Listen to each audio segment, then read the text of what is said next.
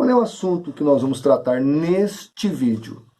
Nós vamos responder a seguinte questão, porque tem que ter uma questão-problema para a gente discutir aqui. Qual foi a proposta feita pelo diabo a Eva? O professor Paulo já fez um vídeo de uns 5, 10 minutos, entre 5 e 10. Eu vou botar na descrição do vídeo, vou colocar aí na tela também se você quiser acessar. É um vídeo excelente, exegético, muito bem explicado, mas eu vou acrescentar aqui algumas coisas que eu achei necessário diante das perguntas que alguns adventistas estão fazendo. E eu acho que você vai entender também. E eu espero que você entenda, porque é muito importante entender isso. Aonde está o problema desta questão toda?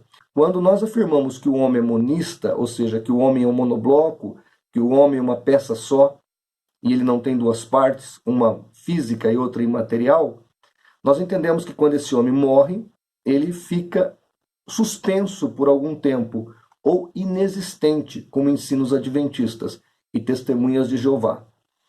A grande questão é que a cristologia, devido à antropologia, vai ser afetada, porque Cristo era 100% Deus e 100% homem.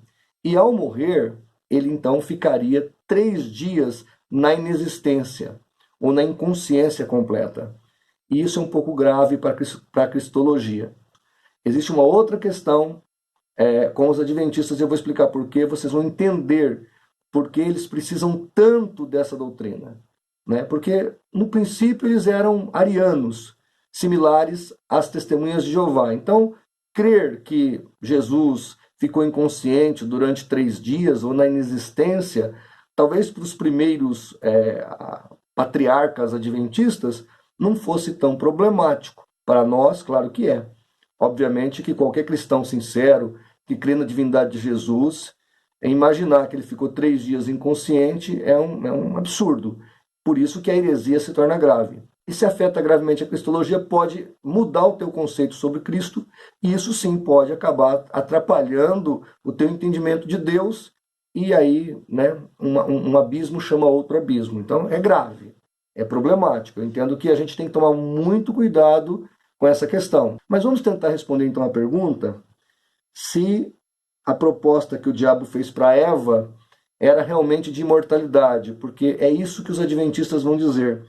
Eu até estou aqui com uma citação do Grande Conflito. Você pode entrar depois lá no elewhitebooks.com, é um site que tem todos os livros. Eu vou colocar aqui na descrição do vídeo, da Ellen White online, para você acessar. Aí você põe lá o que eu vou falar aqui, e o navegador procura, e ele mostra para você onde a Ellen White falou exatamente o que eu estou dizendo. Diz a Ellen White no livro Grande Conflito: mas depois da queda, Satanás ordenou a seus anjos que fizessem um esforço especial a fim de inculcar a crença da imortalidade inerente do homem. Então ela está dizendo que a ideia de imortalidade foi inculcada, colocada na cabeça dos homens por nada mais, nada menos que o próprio Satanás. É nessas horas que a gente vê como a Ellen White é uma falsa profetisa. Na Almeida Revista Atualizada e na Bíblia de Genebra tem essa tradução. Algumas traduções estão um pouquinho diferentes, mas a ideia do texto é o mesmo. E diz assim, Eclesiastes 3:11. Eu até vou dar um parênteses aqui, porque eu acho importante ler a palavra de Deus em comparação, analogia com o que disse e diz ainda, Ellen White, porque ela é o espírito de profecia. A Bíblia diz assim, Eclesiastes 3:11, ele, Deus, fez tudo apropriado ao seu tempo. Também pôs no coração do homem o anseio pela eternidade. Então veja que quem colocou o desejo no coração do homem pela eternidade não foi o diabo, nem os seus anjos. Foi o próprio Deus. E a Ellen White fala que é o diabo. Então o diabo teria colocado a imortalidade, a eternidade no coração do homem. Enquanto que a Bíblia deixa clara que Deus colocou a eternidade no coração do homem, a imortalidade no coração do homem. Tanto que você não encontra ninguém querendo morrer. Ainda que nós tenhamos aí muitos suicídios, mesmo o suicida, o Dr. Augusto Cury até comentou num dos seus vídeos, mesmo o suicida, ele não quer tirar a vida, ele quer extinguir, acabar com a dor da sua depressão, daquilo que o aflige. Então ele dá um tiro na cabeça, mas a ideia dele é extinguir, eliminar aquela dor angustiante que a depressão causa, síndrome do pânico. Então, mesmo o suicida, a priori a intenção dele não é bem tirar a vida, é sim acabar com a dor e com o sofrimento. Não que não exista gente que faça isso. Eu estou dizendo que a maioria das pessoas, né, o ser humano em si, ele tem a ideia de não morrer. Ele não quer morrer. A morte não é algo agradável ao ser humano e a ninguém. Acredito que todos que estão me ouvindo querem viver, né? Porque isso foi Deus que colocou no teu coração, não o diabo, tá certo? Mas olha que absurdo que essa profetisa fala. Aí, o Uriah Smith vai dizer o seguinte: mostramos que a base do espiritismo, a imortalidade da alma, é um dogma fundamental nos credos de todas as igrejas. Uriah Smith é um dos fundadores, é um dos patriarcas adventistas, né? Um pastor muito importante. Então veja que ele acha que é o fundamento do espiritismo, o que não é verdade, porque o fundamento do espiritismo é a reencarnação, é a doutrina do karma. Então ele não conhece nem a doutrina kardecista, né? Embora na época dele o kardecismo não era tão divulgado mesmo, talvez ele não conhecesse mesmo, talvez não seja nem seja uma ignorância mesmo dele, porque o kardecismo ele sistematizou-se a partir de 1850, tá? E foi mais ou menos na mesma época em que nasceu a Igreja Adventista, em 1863. Então, talvez seja ignorância dele mesmo, mas não é verdade. Não é a imortalidade da alma o teor primaz do espiritismo, mas sim a doutrina da reencarnação e do karma. Mas olha que eles colocam que quem crê então em imortalidade da alma é um espírita. Veja que absurdo, né? Não é porque eu creio na imortalidade da alma que eu sou espírita. Eu não creio na transmigração da alma, como ensinava Platão, tá certo? Eu creio na imperecibilidade da alma. Eu creio, como Jesus ensinou em Mateus 10, 28, em Lucas 14, 5 e 6, que o homem pode matar o corpo, mas não pode matar a alma. Por quê? A alma subsiste após a morte. A Bíblia é muito clara quanto a isso. Tá? Aí no Nisto Cremos, página 460, os adventistas vão dizer: o Espiritismo originou-se com a primeira mentira de Satanás a Eva. É certo que não morrereis. Gênesis 3, 4. Suas palavras foram o primeiro sermão de mortalidade da alma. Então é sobre isso que nós vamos discutir neste vídeo. Será que foi essa a proposta? Será que Adão e Eva queriam a eternidade? Aí eles falaram: olha, vamos ser eternos, vamos comer da árvore do conhecimento do bem e do mal, e nós seremos eternos, vamos ter a vida eterna. Será que foi isso? Nós iremos mostrar que não. E por fim, Sutileza do Erro, de Arnaldo Cristianini: o homem não possui imortalidade inerente, própria natural. Ele só adquirirá o toque da imortalidade se for crente por a ocasião do arrebatamento. Ou seja, ele está confundindo aqui, o Arnaldo Cristianini, no Sutileza do Erro, página 162, a mortalidade do corpo com a imortalidade da alma. Então é verdade que no arrebatamento nós receberemos a glorificação e imortalidade no corpo. Não significa que a sua alma não seja imortal, tá certo? Ela será chamada ao corpo, mas o corpo sim, aí vai passar a ser imperecível também. O que é corruptível se revestirá de incorruptibilidade. Então 1 Coríntios 15 não trata da alma do homem, mas sim trata do corpo, da parte tangível da humanidade. Mas vamos lá então. Como é que Deus fez o homem? Qual foi o jeito, a condição que o homem estava quando ele foi feito? Eclesiastes 7:29 vai dizer que o homem era perfeito. O texto na Almeida Revista e Corrigida vai dizer o seguinte: vede isto, tão somente achei, que Deus fez o homem reto. Então, a Bíblia deixa clara que quando Adão e Eva foram criados, eles foram criados perfeitos, retos, íntegros. Deus não fez pessoas problemáticas. Ele fez duas pessoas perfeitas, ok? Então é muito importante nós entendermos isso. E a grande questão é, Adão e Eva viviam em pecado, nasceram em pecado, foram gerados em pecado ou viviam sem pecado? Vamos primeiro entender o que gera a morte, tá ok? Tiago 1,15, está escrito assim, final do versículo, Tiago 1,15.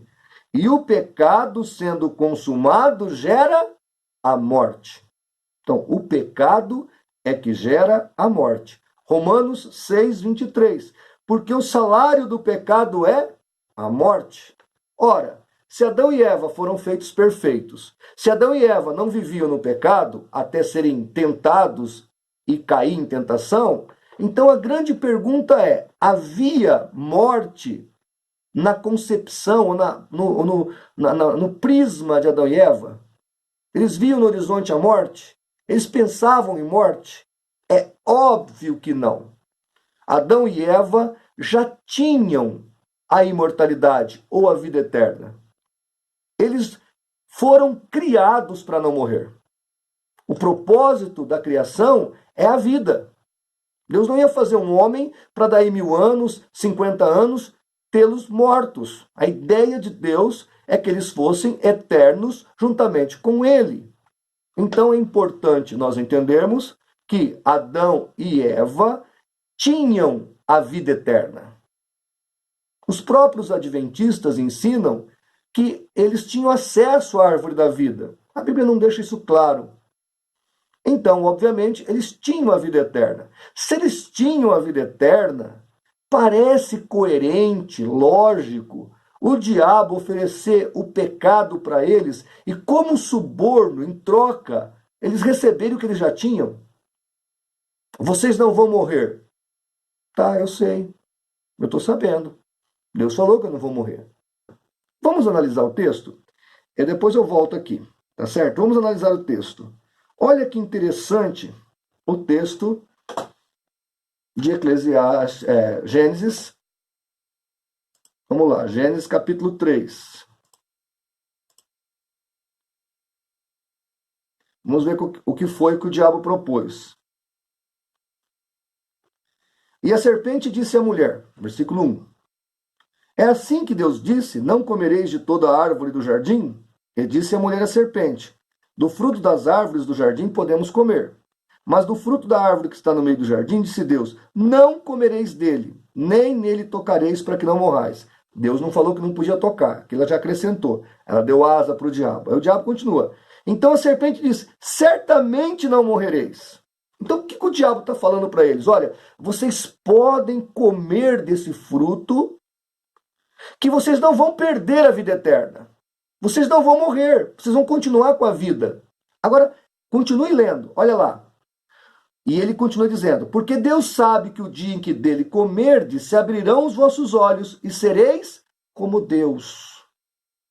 Então, o que é que o diabo estava oferecendo para Adão e Eva? Estava oferecendo a possibilidade deles serem deuses. Aquilo que o tentou lá no céu, subirei, Isaías 14, serei semelhante ao Altíssimo. Ele vem com a proposta que já tinha derrubado ele, derrubado-o. A proposta que já tinha turvado o seu coração é a proposta que ele traz para Adão e Eva. Então ele fala, olha, vocês vão poder ser como Deus, vocês serão divinos. Então certamente vocês não vão morrer, porque vocês vão conviver com ele eternamente.